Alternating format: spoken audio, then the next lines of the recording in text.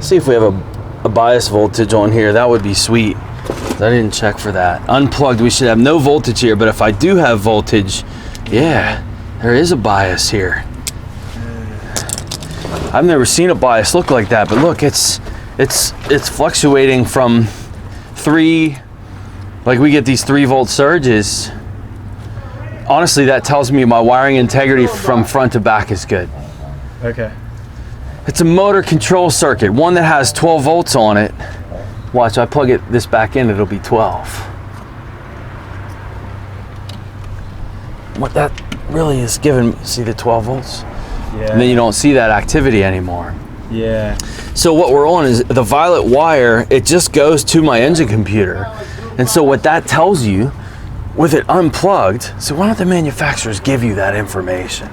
That is way easier than doing resistance measurements on this circuit. That could have saved you some time. Well, that right there tells me my integrity of my wiring from front to back is good.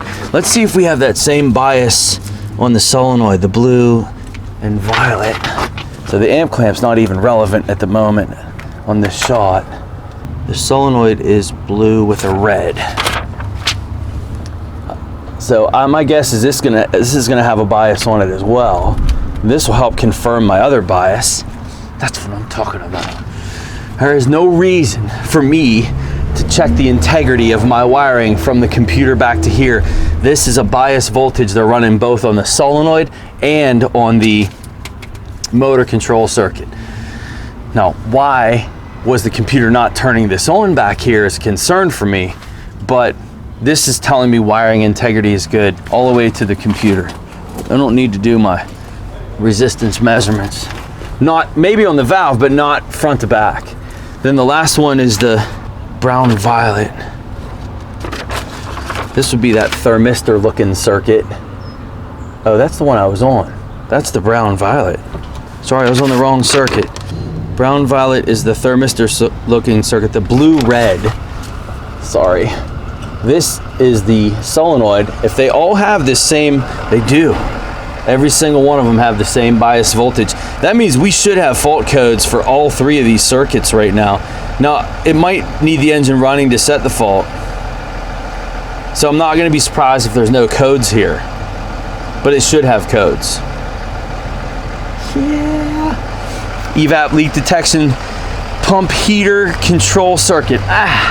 So we now know it's a heater. It's not a thermistor, it's a heater, ground side switched heater. Evap system vent control circuit open. Okay, so the solenoid's a vent control. And then evap leak detection pump circuit malfunction, P2400. Guess what, guys? Bias voltage, front to back. Computer, front to back. No reason to attack this harness. Why wouldn't the flowchart tell us that? Are they afraid that we might know some information that would lead us to learn the circuit design in their computer? Is that why they don't share this with us? That is ridiculous. That test alone is worth its weight in gold if you understand bias voltage. I don't even care if we don't fix this car. Just seeing that was freaking awesome. And for me to tell you and suspect the rest of you guys that we're gonna have fault codes now because this system's pretty smart was accurate.